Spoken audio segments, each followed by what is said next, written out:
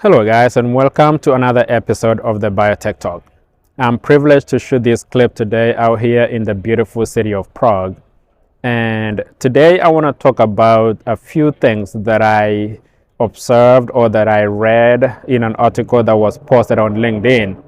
This article was about interview skills or trying to answer a few questions that can be asked in an interview. And those can be very simple questions, but yet they can be very challenging to answer them. Now, I must give credit to this person. They did a thorough job. They did a good job, and they had really good information in that article.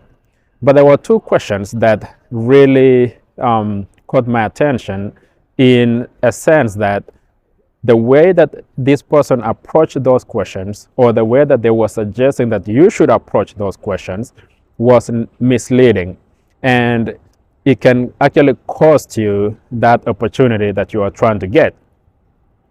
One of the questions was, tell me about your weakness. This person suggested that if you were asked that question, that you do not want to disclose any weakness that you have. You do not want to mention that you have a weakness. Now, that is not okay. It's not okay because all of us have rooms of improvement. We all have opportunities that we can do better. So you do not want to show, or you do not want to state that you do not have a weakness. So what this person was suggesting is, instead of answering that question directly, that you should instead counter that question with another question. For example, they were suggesting that you ask a question like, what challenges are you facing as a department?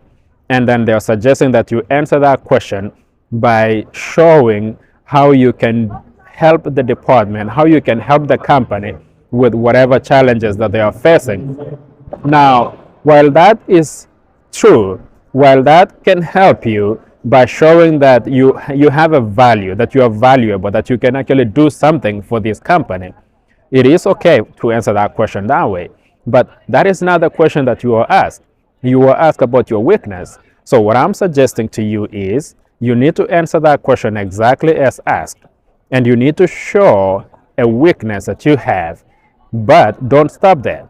You need to demonstrate that, yes, I have identified and I acknowledge that I have this weakness, but these are the ways that I approach this weakness. These are the ways that I turn this weakness into a strength.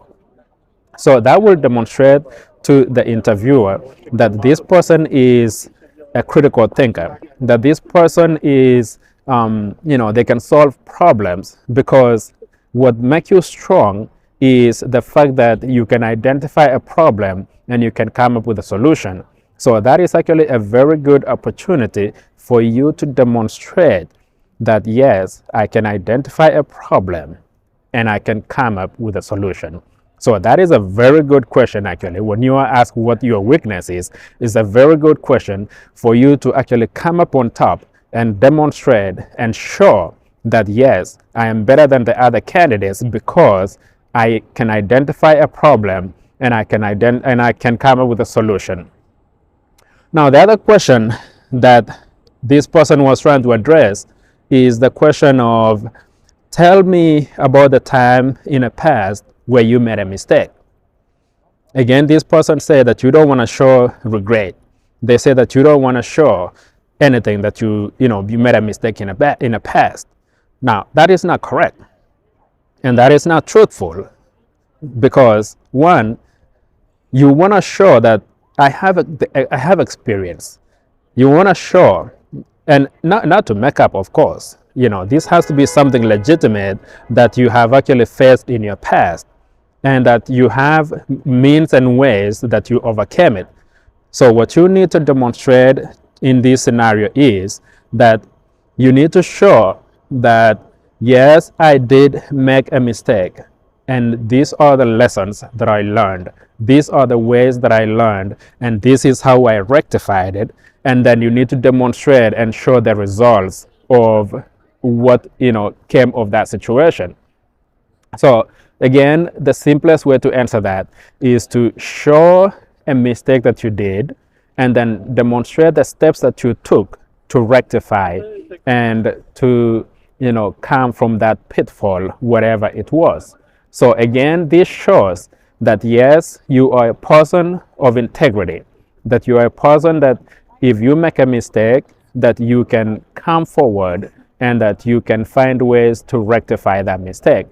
So again, this question is trying to gauge your integrity, it's trying to gauge your critical thinking, and it's also trying to gauge your problem solving skills.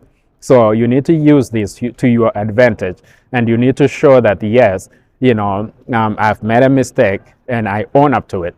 That's another thing that they're trying to gauge here. They're trying to gauge that, if you make a mistake, are you the person to own up to that mistake? Are you the person to say, yes, I acknowledge, yes, I did this, and yes, I'm owning up to it, and I'm finding ways to make it better. I'm finding ways to solve that situation.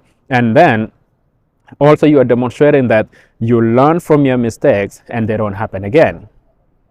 And a perfect example to this is Thomas Edison.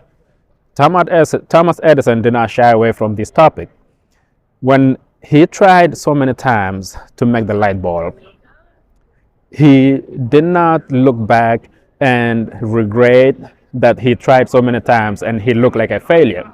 Instead, he owned up to it and he said, you know what? I did not fail all those times. I have learned 999 ways of how not to make a light bulb. And that's just as simple as that.